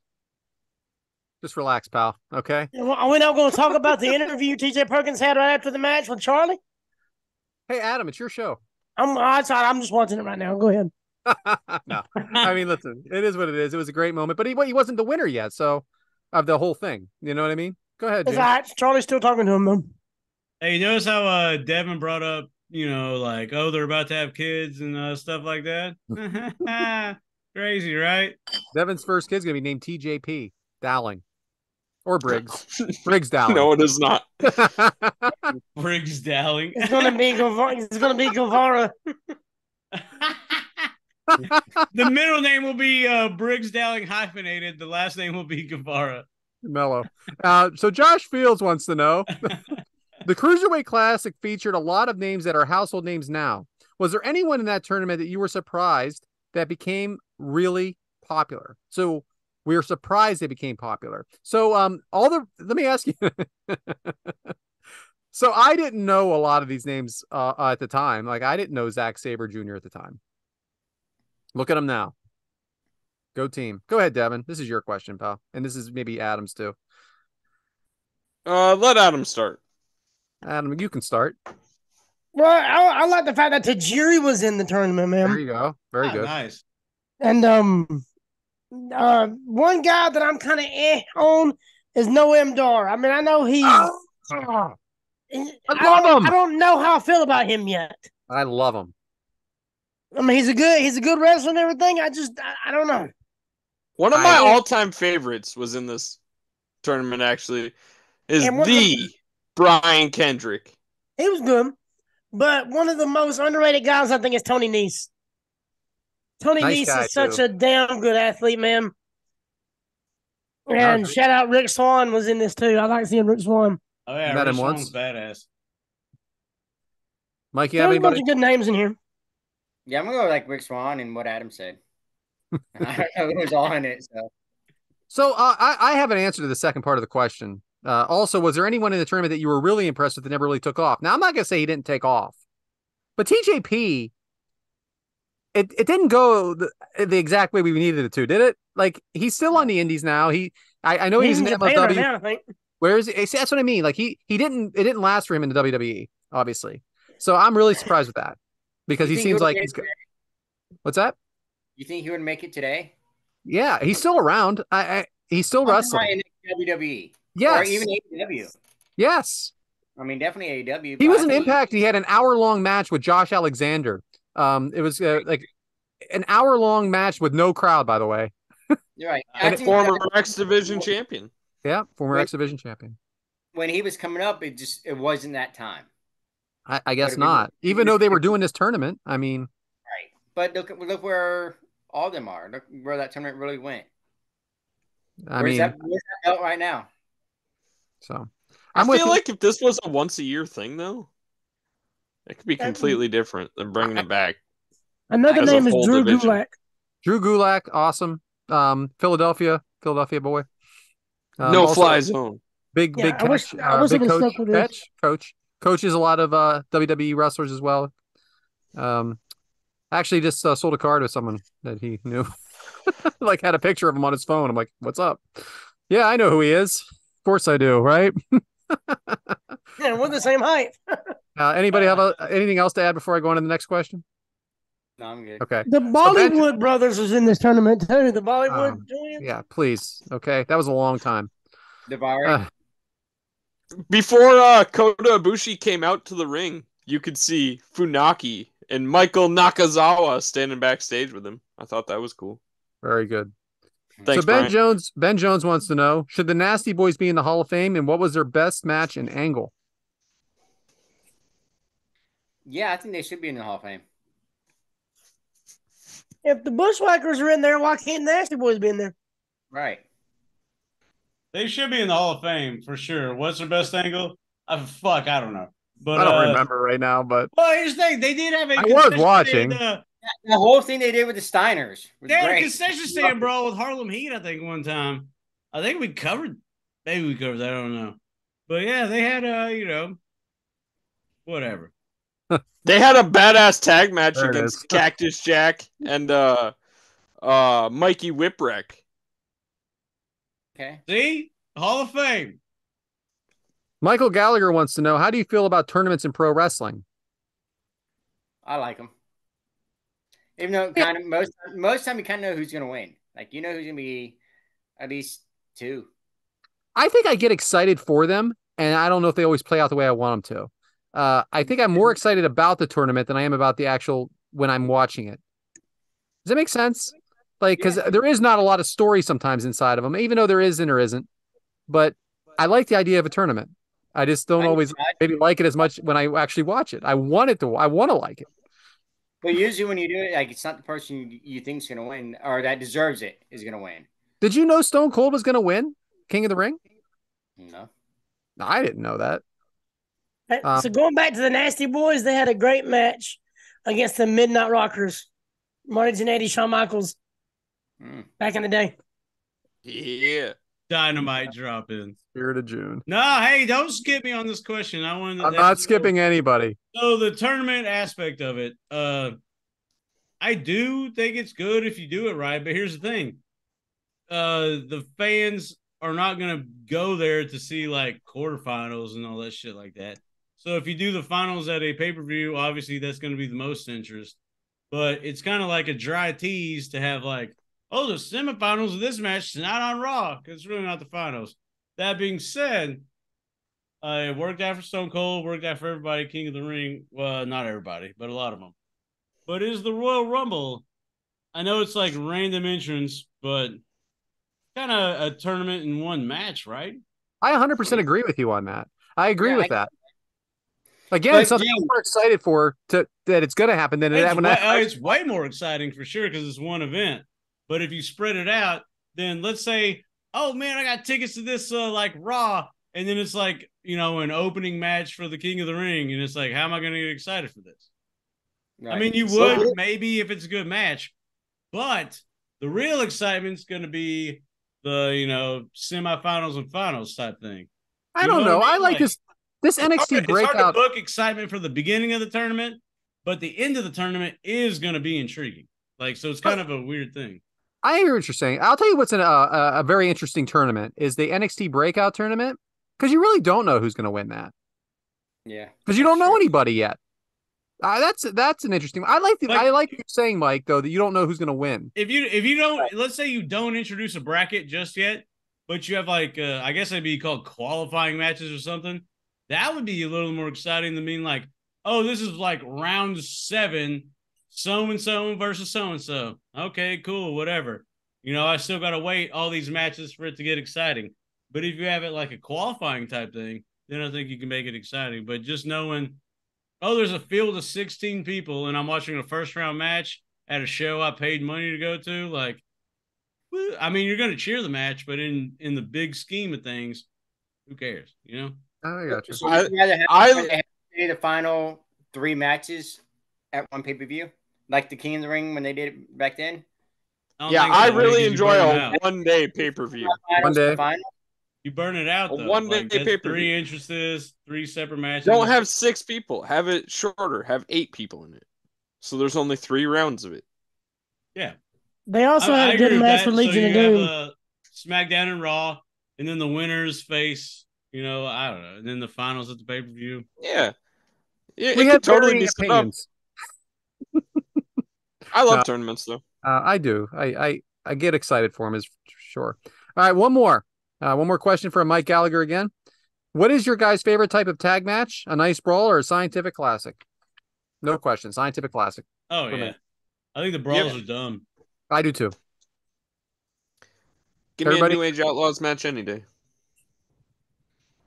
I mean, I like something different here and there, but I do like a classic tag match that's really good wrestling, wrestling and good quick tags and stuff like that and double team. I love that stuff. Yeah. Like a brawl's not fine, but to have somewhat kind of tag rules with it is cool because you get the hot tag, man. There ain't nothing better in wrestling than the hot tag. No, nothing better. We saw it. I mean, that was probably one of the best parts of this Steiner match we watched. Yeah, it took 25 fucking minutes. I mean, oh my gosh. It really was long way to get there. And then he finally got the tag, and it was like, But they also had great matches with Public Enemy. I'm going to freaking kill you. I'm going to kill you. He is still on 3 questions ago because we laid an egg. We laid an egg and showed our ignorance. So because of that, we have Captain Research over there. Public Enemy had a great match against the APA. What the fuck? Yeah, I bet And they're. then, I another bet they good match remember with that match Cactus every time Jack they and wake Max up and Payne. try to crawl out of bed too. Mike, why are you sitting so far away? No, I'm just I am the king of my throne, huh? Anyway, back to you, James. Let's move this story along. Hell yeah! What better way to move it along than with Devyn's topic? So Devyn, what you? Oh well, actually, before we move on to Devyn, I interrupted him twice this episode. That sucks. But hey, we love our listener questions, and you can submit them on our socials. That is Kickout Crew everywhere: Facebook, Twitter, Instagram, all that stuff. Kick Out Crew, and so sorry, Devyn, but the listeners can submit that. And Devyn, round 2, take it away. All right, so since it's the Halloween time and it's spooky season, I want to know, what was one of your favorite costumes that you wore growing up? Ninja Turtles. Shocker. Nice. My aunt, Joel Gertner 3 years ago. I was a shark once. My aunt made me the costume for 2nd grade, and it was like one of those big cloth ones, and the face was like that blacked out mesh, and I thought that was pretty awesome. That is awesome. Same year. We at the school we had a costume contest. I didn't win, but the kid that did win was playing like a little person, and he had a big bag, right? And he was dragging the bag with those were his legs in the bag, and his arms were actually his feet in the costume. And the arms that were dragging the bag were actually fake arms, like they were like this, and they were fake. So his legs were his arms. It was the most incredible thing I've ever seen. And I'm like, I have this awesome shark costume, and this guy pulls this out of here. Really cool. I actually was an inflatable wiener one year. It had the thing that blew up the costume while you had it on, and it drug the balls on the floor. It was amazing.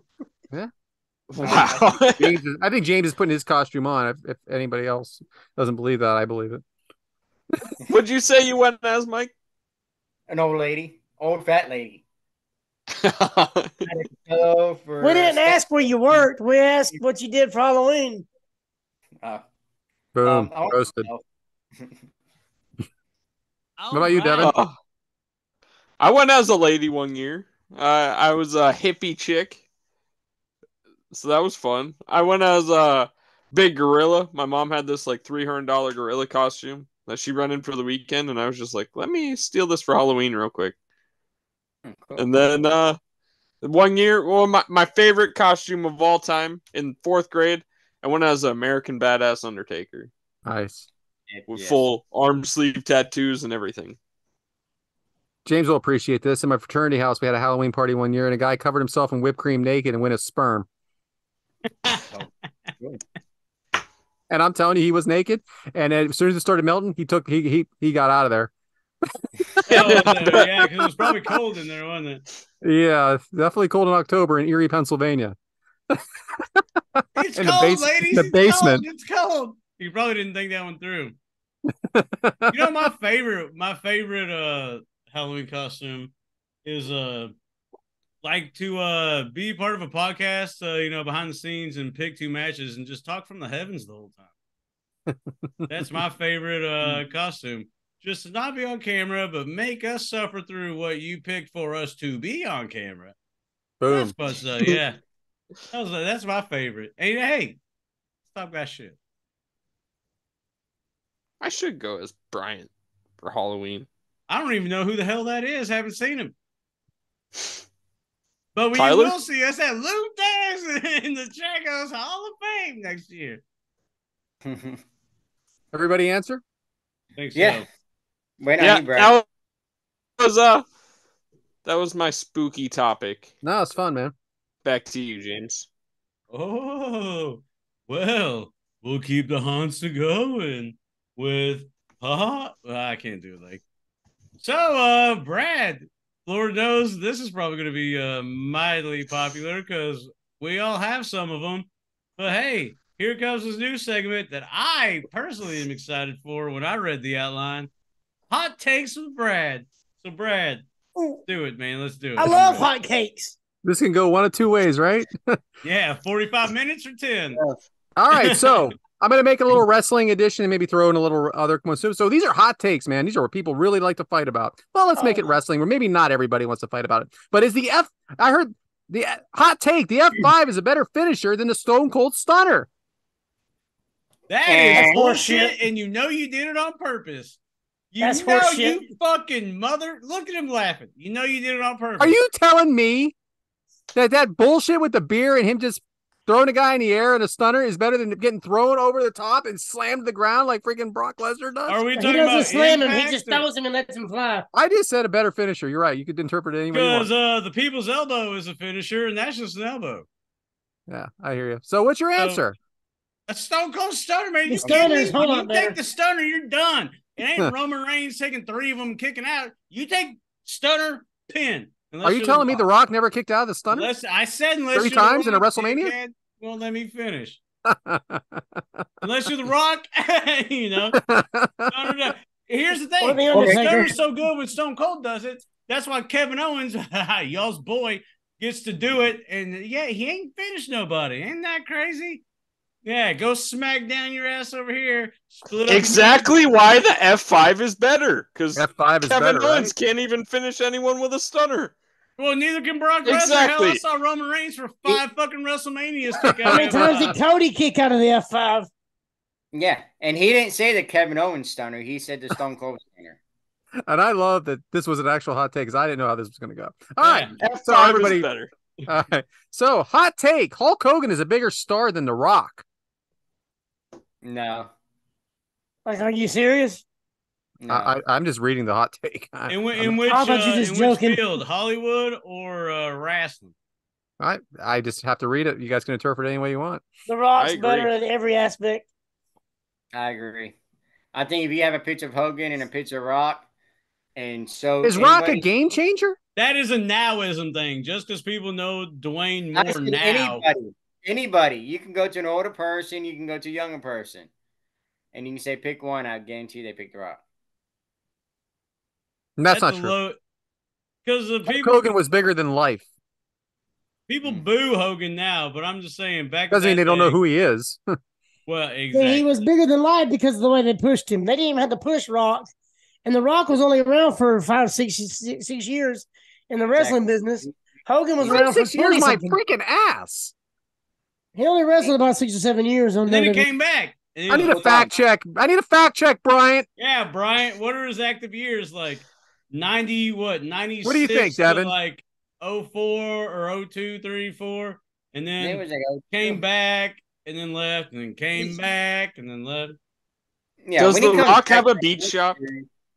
No. Probably. Hogan's Probably. We just bigger. don't know about it because it's not the only thing he has. There it is. Does The Rock have a beach shop with a Harley hanging? Because The Rock don't need it. Also very true. You know. All right. He That's does, but always he a- does have his own If we're football talking league. wrestling, Look, I know Hogan by Deion name. Sanders is not calling Hulk Hogan to give a pep talk to his football team like he did Listen. Dwayne The Rock Johnson. Let me You're tell you opening something, a- brother. You're opening a different Hogan- can of worms that we don't need to on this show. That's all I'm saying. Hogan has his own beat shop. The Rock has his own football league. XFL. Oh, good Merged. boy. Kidding me? That is Merged. me, Merged. pal. All right. Anyway, Nitro was a better show than Raw in 1997. Yeah. 97, no. I think this is a hot take. Ooh. 97 Nitro is better than Raw. They Well, won not more of the close. weeks. 96 but- Nitro I is don't better care than what Raw. people were watching. What was a better show? Well, it was close because you did have the rise of Stone Cold in 97, but the Sting and NWO stuff of 97. Yeah, that's what I'm saying. Yeah, That's a little hard. bit. Yeah, the Hart Foundation You were and the rise WWF of was DX. building a lot of shit in 97. WCW was on the top. But I will say 98, it flipped. Because then 98, you had like everything. Yeah. I would say building 97. 97. 97 was part of that 83 weeks. So, I mean, It was. I'm just saying. People feel I differently think- now. Yeah. Looking back on I it. was a WWE guy, so But your best show ever was? Best live show you ever been to was? Oh, that was a pay-per-view though. But that was When 96. Goldberg won the title. Yeah. All right, last one. This is not wrestling related. 96. Brawl out. No, Hopefully, you guys have seen both of these shows. If not, it's going to be a flop. But Breaking Bad is a way better show than The Sopranos. I agree. Yeah, I agree. Bullshit. And this is coming from a completely biased. I've never seen Sopranos. No? Go ahead, Yeah. Oh, all right. And I watched 3 episodes of Breaking Bad and never seen Sopranos. So Devyn, you seen either? Neither. I've seen random episodes of both of All them. right. but So I'll do never one. I'll do one more then. Breaking McDonald's Bad's French awesome. fries are way better than Burger King's French fries. 100%. Burger King, McDonald's. McDonald's. Oh 100%. yeah. Mac Oh, Diesel, yeah. man. You got to go with Mac Diesel. Yeah, Give it to the Golden Arches. can you net out like onion rings? Because the onion rings are. We're not better talking than- onion rings. And you got to remember about the Breaking Bad thing. Me and Mike live the Breaking Bad storyline. Right. We Yeah, It live was a, I don't know how it to was a react to that. documentary to them. This is real life to us. This is just a one-liner here. It just says Chipotle is mid. Facts. 100%. 100% Moses true. where It's it's correct. Moe's is is mid. better than Chipotle. I like Taco Bell. Yeah. We're gonna lose our 3 female listeners, but Chipotle I is love good. some Moe's. Oh, I love Anyway, those. that's it, guys. I like That how was fun. Brad said I love Taco Bell, and that went under the radar. No, I love But he'll Taco be Bell. KFC. raining down the heavens on his toilet after that for sure. Yeah, I think Chipotle is mid, and I loved writing that one down. Sign me up for a Taco Bell, KFC Taco Bell, chicken pot pie any day of the week. People at my work order Chipotle like you wouldn't believe, and I'm like, it is not that great, guys. No, I'd rather it's go to not. Taco Bell and get a 12-pack of It's tacos. brand. It's brand. It's yippee. It's yuppie. or Everybody knows whatever. the party It pack is, is better it than is, right? anything on the Brand. menu. I would Anyway, get I think it's- Chipotle, It's not terrible. It's mid. but it's a brand. Like It is. All right, that's it for me, James. Moe's is better. what he said. You know what else is better? Next week. Guess what? I got Hey. next week all set here, guys. So are we ready? Oh.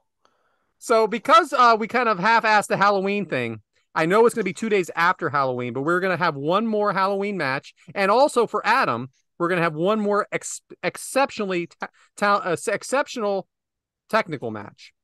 So from MLW Slaughterhouse 2023, we have Second Gear versus The Calling. Second Gear is Mance Warner and Matthew Justice versus Yeah, from Cannonball and GCW. Talon. Hold on, you're gonna be pissed, bro, because it is a Chambers of Horror match. He is It is- wearing a Christmas shirt. Just want to point out. It Chamber ain't November. Chamber of Horrors match, and it is on Fight Plus, and we do have that subscription, so you will all be able to watch it. It is the latest pay-per-view from MLW. But we're going to do a very technical match for you, Adam. It is going to be ABC, Ace and Bay versus the Good Hands Impact 8/24/23. And I have that YouTube link for all of you, and it is a banger. So that is next week, since nobody brought it up all week. I've had this written down all week, and I was excited. Back to you, James. Hell yeah. Can't Right. wait for that one. You're going to love it. Anybody want to give any final thoughts before, just bring it on home? Bring it So, on. You got I you got an early morning. I got you something. Be on the lookout for my interview with Rico Bravo. He's a young and upcoming superstar over here at Spartan Wrestling. He did some of his training over here in Deep South in Georgia.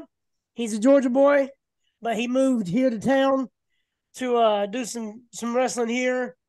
And he's 27. He's younger. Been in the game a couple of years, and he likes a lot of the older wrestling. We were just kind of talking shop last night, and he was talking about some of the older stuff he loves. He loves Attitude Era. So I mean, he's got a good head on his shoulder. He's story based. I mean, he's a smaller guy. He's a high flyer, but his story starts out.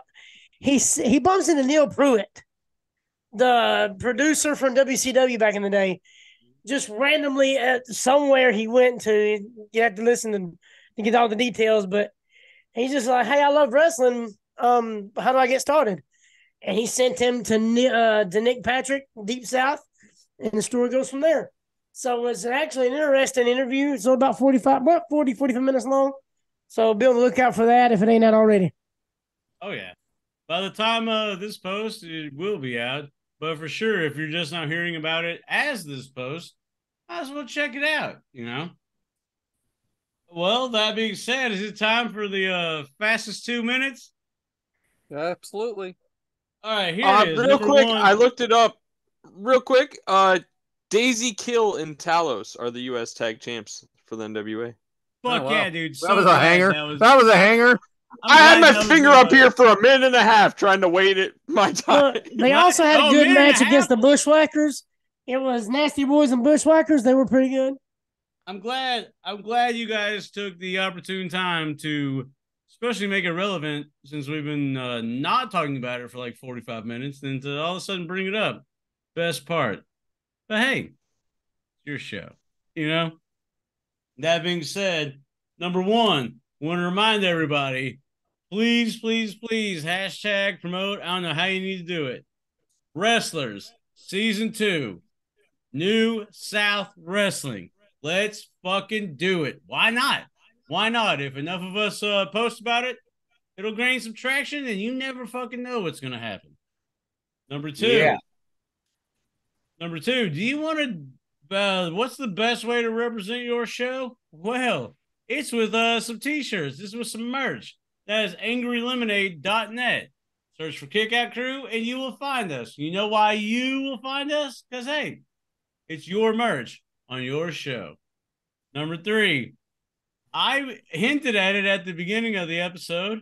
And if you subscribe to Premier Streaming Network, prove that you watch us on Premier Streaming Network, well, maybe some surprises heading your way.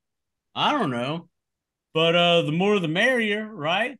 So show us that you subscribe and watch your show on Premier Streaming Network exclusively. And hey, we may maybe a little surprise headed your way. Ben Jones, you're excluded. Yeah, well, okay, yeah. Well, all the people. A fucking shirt, yes. Here's the thing: it's gonna be let's say it's a raffle or a drawing of sorts. So the more people that join in, you never know what you may be getting. Make sure you tag us both. Some would say it's wonderful. That being said, I have said too much, but be sure to watch videos exclusively on Premiere. Let us know that you are watching the videos on Premier Streaming Network, and maybe something will happen to you. I don't know. I've said too much. That being said, all of our socials are at Kickout Crew everywhere, wherever you need to find us: Facebook, Twitter, Instagram, TikTok, all that. Check us out there because, sometimes you just need a break from a lot of things. You need to. Sometimes it's you who needs to chickadee check yourself. Because you know why? Life may riggedy wreck yourself. And we don't want that. You know why we don't want that? Because there's a lot more to life to live. There's a lot more that you have to give. And there's a lot more that you can give to others to make sure that they live the life that you are living at the same time. Because what's better than one smile? All the smiles. And there's only one way to smile. It's because when life gets you down and it gets in your fucking face and it pins you down, calls you names, haha. That's just life pinning you down. Because you know what you do? You throw that shoulder every time. You kick out at 2. Because when life pins you down, kick out at 2. That's what you do, and that's what we do, of course, on your show, The Kickout Crew. Appreciate everybody being here, and hey, be sure to check us out next week. Be a friend and tell a friend. We're fucking funny. That being said, it's time to call it good. Run.